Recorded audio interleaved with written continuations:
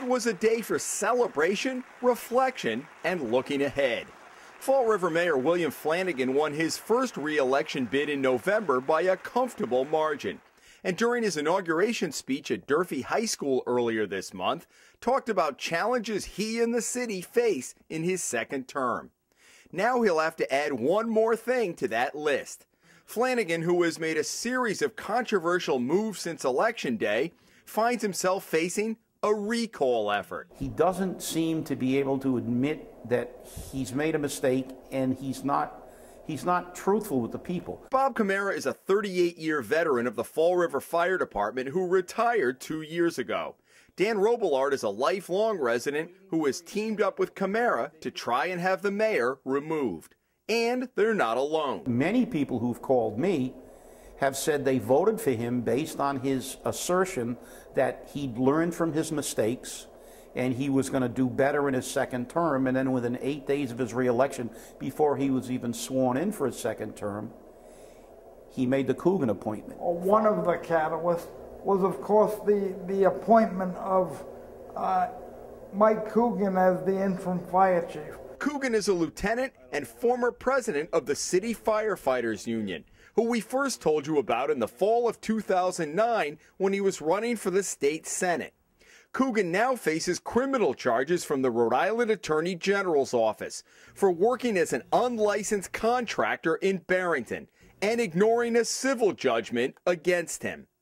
But what incensed many was Flanagan's decision to oust veteran fire chief Paul Ford and replace him on an interim basis with Cogan, a strong political supporter, and bypassing more than a dozen others who Camara says are much more qualified. It caused an uproar within the department where some firefighters worried about Cogan's ability to manage the large-scale fires Fall River sees regularly. As a district chief for 24 years, I can say there'd be a concern at any working fire with a lieutenant, because in reality a lieutenant's job is basically to follow the orders of a chief officer, and the only incidents a lieutenant is in charge of are basically brush fires, automobile fires, and dumpster fires. You need experience in order to make decisions. Many people don't understand that you have seconds to make life or death decisions at a fire scene. Fire chiefs stand in front of a building and have literally seconds to make a decision about a structure they've never seen before in their life. The Cogan situation has prompted the Fall River Herald-News to devote a special section on its website called The Cogan Controversy, with dozens of stories chronicling the unfolding events. Last month, Flanagan then did an about-face, demoting Cogan back to lieutenant, saying there were questions about Cogan's documentation of time he spent doing union business on the city clock. Something Camara says the mayor knew about already and in fact had approved, but used as an excuse to throw Cogan under the bus because he had become such a huge political liability for the mayor. He gave him that time off in the contract. It came from Mayor Flanagan. Right. He's the one who wrote that time off, those time off clauses into the contract. They were told that he's not coming to work and he will not come to work, and we will let you know when he is going to come back to work, and that came directly from the 6th floor. The 6th floor being the mayor's office. The mayor's office. So what does Mayor Flanagan have to say about all this? Well, we don't know, but it isn't for lack of trying. 2 weeks ago, we called his office to schedule an interview. His chief of staff assured us that she or the mayor would get back to us. After numerous follow-up emails and phone calls, we're still waiting. This is what the mayor was doing one day last week when we called and his office told us he was too busy to talk with us. Flanagan readily sat down with us in October when there were questions about work the city did around Commonwealth Landing, a waterfront project being developed by one of the mayor's chief campaign contributors. I'll talk about this issue anytime because I truly believe in what we did was the right thing to do. It is that development, though, that led to the second major controversy.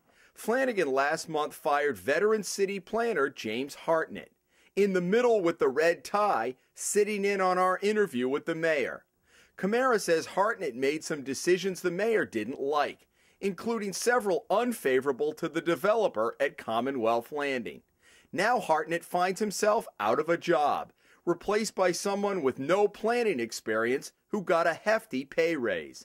It was Hartnett who also told us that the city was going to spend more than the $250,000 the mayor said was committed to infrastructure improvements surrounding Commonwealth Landing. This is a retaliation because he kind of balked at what happened with one of the mayor's major campaign contributors. Do you think those two events were really turning points for some people? I believe so. I believe a lot of the people who actually voted for him felt betrayed. They said, look, he said he was learning, but he's made probably the two most egregious mistakes since he's been in office, and he hasn't even begun his second term. Last month, Flanagan, in an effort to reach out to Camara and Robillard, convened what he called a beer summit at a local restaurant to talk about their concerns. Change your mind?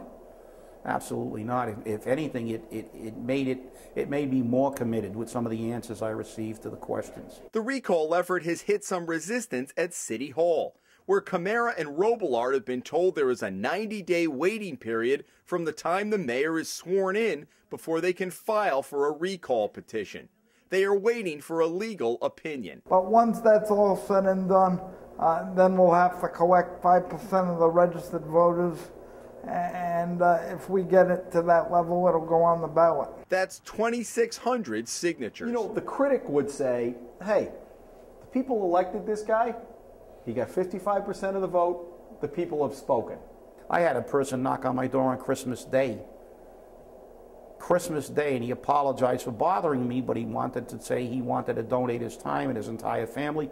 I mean, there are people that I think have maybe said, look, we might have made a mistake. Let's let this thing run its course. Let us get the people. If we don't get the people, if we don't get the signatures, you can laugh all the way to the sixth floor. If we do get the signatures, well, we'll see what the people have spoken, and that's what this country's all about. In Fall River, Jim Hummel for the Hummel Report.